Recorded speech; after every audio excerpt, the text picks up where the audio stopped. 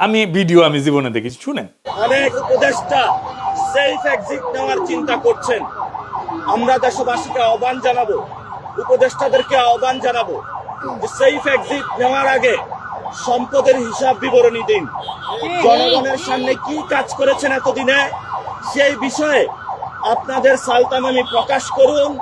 এবং ডক্টর ইউনূস, আপনি যেই ধরনের ইঞ্জিনিয়ারিং এর সহযোগিতা করেছেন এই ঘৃণ্য বাংলাদেশ, এটা ইতিহাসে মনে রাখবে। আমরা বলেছিলাম, আপনি যখন লন্ডনে গিয়েছিলেন তখন আমরা উচ্চারণ করেছিলাম লন্ডনে আপনি সিজদা দিয়েছেন।